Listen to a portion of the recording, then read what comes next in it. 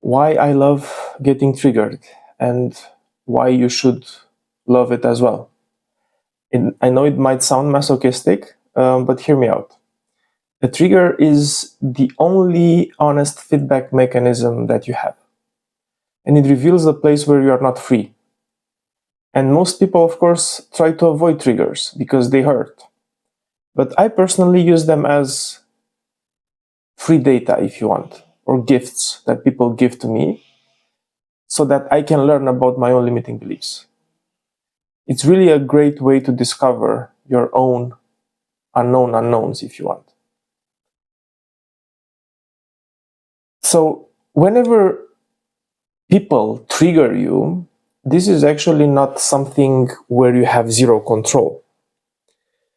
There is a gap between the stimulus, the people's reaction, people's attempt to hurt you, or not even, right? Because sometimes triggers are not intentionally ill-intended by others. We are getting triggered sometimes by someone saying something which we deem as being hurtful, but without them having that intent in the first place.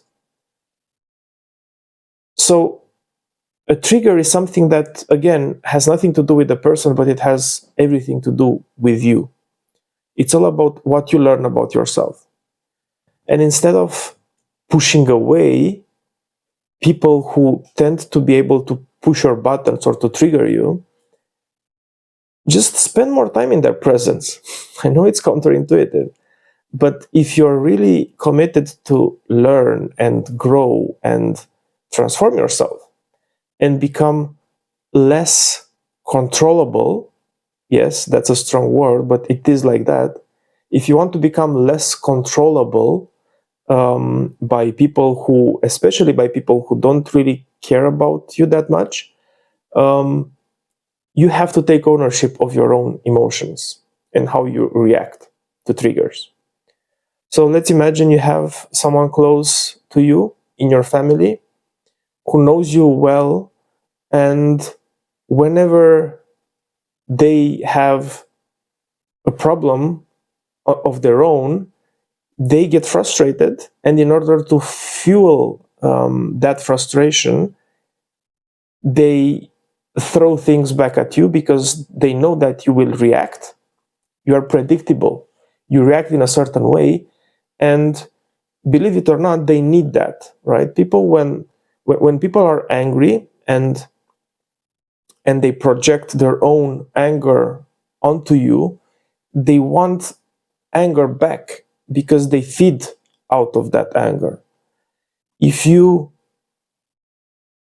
respond to an angry person with kindness and show them a smile, for example, you disarm them immediately. Why? Because they didn't do it so you are nice with them. They knew unconsciously that a polite response to their anger is inappropriate in a way, something that cannot happen. So in this context, they are actually forcing you, they are commanding you, they are controlling you to dictate, and they force a certain response from you, right? A predictable response otherwise. Because if they come angry at you, you typically react without any kind of conscious awareness to that anger, and you respond back with anger. And they feed out of that anger. It's the same kind of energy, right? They feel good in the moment because you are angry, because it fuels their anger. The anger just gets more and more momentum. You are now in this dance that you've been pulled into without your conscious awareness, just because someone is angry at you, right? And this happens all the time. It happens in close encounters. It happens like in the context of intimate relationships. It also happens with strangers, mostly in traffic, right? Everyone has stories about being upset or triggered or, being yelled at in traffic. I just a couple of days ago, I got honked, by someone when I was trying to go into a parking lot, and like 3 times every 2 seconds or so, they honked me, and I was like, is is this is there am I in danger? Like, are they trying to warn me of something? No, intuitively I knew why they are doing it, but I didn't want to go and fall into their narrative, right? Basically, they were just very. I think they were in hurry, and I was moving half a second slower than their expectations, I guess. I don't know. The idea is that I had the capacity in real time to adjust my reaction and to realize that I have the intention to react to that, to maybe look at them in the mirror or just do some sort of strange signs. But what for? Why should I do that? Why should I take my own energy? Because at that point, if I would have given in to this kind of behavior, they would have hijacked my mind, and they would have forced me in a way into a behavior that in the end I didn't want to exert or to show. And again, why I think triggers are very useful is because you learn something about yourself. You learn where you are not free. And what do I mean with not being free? Well, free of behaving ultimately in the way you want to behave at all times, irrespective of people's projections onto you. Like, think about it. If someone, especially a stranger, behaves in a way that is predictable, um, and forces you with predictability a certain response back without you having a say in it, then they are controlling you, right? They are hijacking your mind. They are basically forcing a certain behavior out of you, which the kind of behavior that people force out of you, it's not kind, it's not compassionate, it's not giving anything back productively, right? It's typically destructive or on the destructive spectrum. It's people like generating you anger, intense, strong emotions that you typically cannot control. And this is never helping you. It's never helping you. Arguably, it's not helping anyone. The only thing that it helps is to maintain the kind of state that that person projects onto you, right? Because again, they fuel out of the same energy that they project onto you. When you give it back with a similar reaction, with a similar kind of behavior and attitude, they consume it. And that's pure raw energy for them, but it's for the wrong reason, right? It doesn't help them. It doesn't help you as well. It pollutes everyone. It pollutes you because you are okay up to that point, and then it just amplifies their own anger and their own negative energy. So it's really not helping anyone. And we know this consciously. Of course we know it. Because every time after, a while, it might take 5 minutes, it might take 5 hours, we realize that we've been in this trance, literally, where we had almost zero control over our mind space. And we were forced to think about that person's behavior and why they did that to us, right? Why do I have to be the person who does this, or what? I mean, we go into this kind of thought pattern where we try endlessly to justify something that is not worth justifying. It's not my responsibility to try to understand the reason why someone is honking me 3 times in 5 seconds. I have no interest in doing that. At the limit, I think I even smiled internally because I have now, luckily, at least with people that I don't know anything about, this is of course not happening with close family members, people that always go through the kind of filters that I have when it comes down to reaching me emotionally. With strangers, these days, it's much, much easier in the sense that I don't take responsibility for fixing their state. I understand what's beyond that. I understand that when someone is angry, is not angry at me. They are angry at them by themselves, independent of me being there. And me being there is just a nice, a nice props to have. It's a nice way to extend their anger to something beyond themselves. Because containing that anger internally, it's consuming, it's very difficult.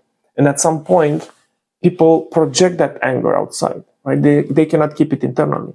And by projecting it outside, you have collateral victims. You have other people who typically suffer as well.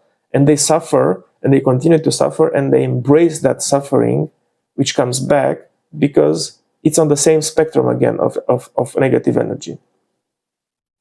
So instead of giving in to that, just see this for what it is. See it as someone's incapacity to control their own emotions and to give you something better than that. People would like to give you something better.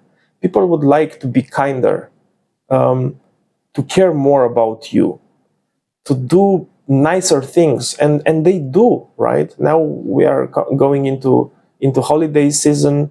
You see a lot of smiles, typically, or more smiles than you used to have to see in the rest of the year.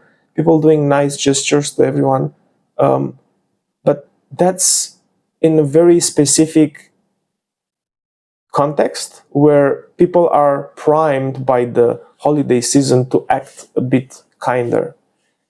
But this is not the norm, right? And when I see someone who is angry and projecting their anger onto me, I know that beyond that anger, there is a lot of suffering. There is a lot of suffering, and they cannot cope with it. They cannot address it by themselves, alone, for themselves. And of course, again, it's not my responsibility to deal with that. It's not something that I want to fix for them. It's not something that I feel responsible for dealing with. What I can do for them is to be the space in which they can basically just feel themselves. I can be the space in which they can be how they feel without me having to interact with them, without me having to change anything about it. And that's a very nice gift. It's the gift of compassion, and I think it would not hurt if more of us could offer that gift of compassion to others, right? Because if I'm not reacting, I disarm, right? I don't feed into their energy. I disarm their state in a way. And I give them something that they cannot give themselves to themselves, which is peace, which is a non-judgmental attitude, which is really a compassionate understanding about their state, without any flavor of superiority, without any gesture that would show them that I am better than them, or I am more than them, or I am more capable than them. I am not.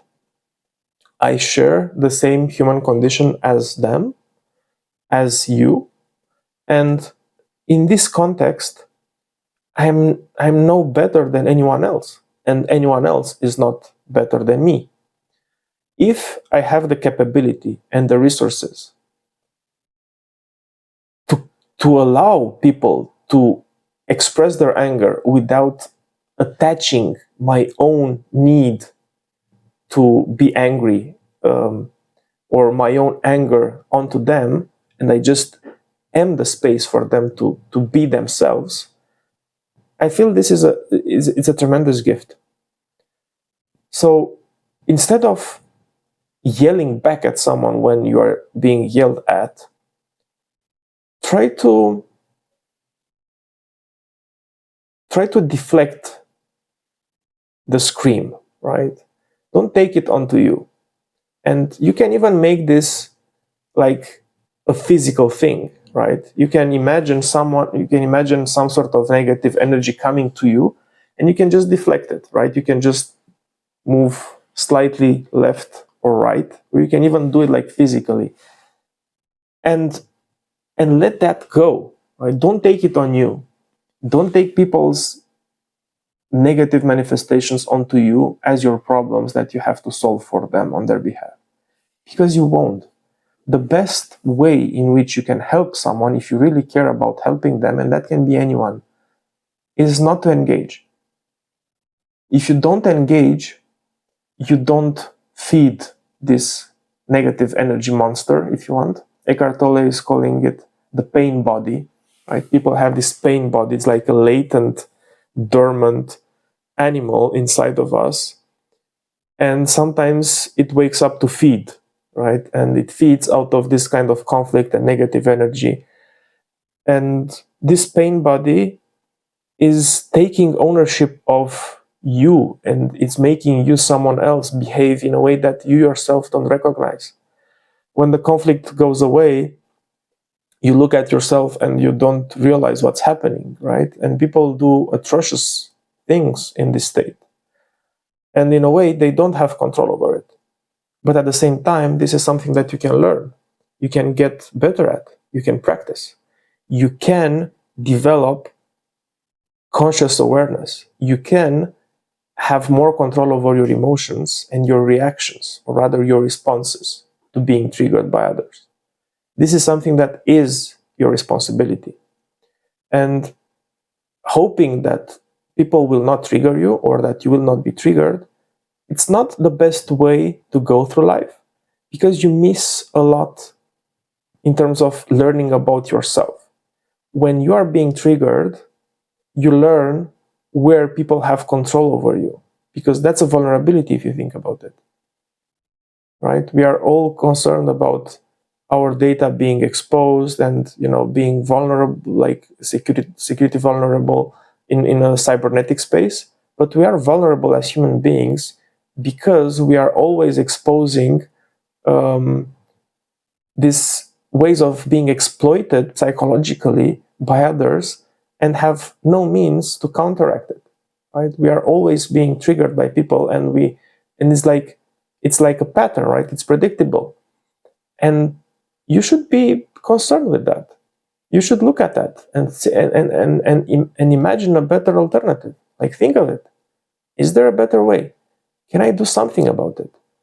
No matter if it's a close family member or a colleague or someone in the society, of course, you will always be vulnerable to the closest person to you, because you have to let your guard down always, so you get to experience that relationship to the fullest, right? Because if you don't allow yourself to be completely destroyed emotionally by someone, it means that you are not allowing them to see you for who you are completely.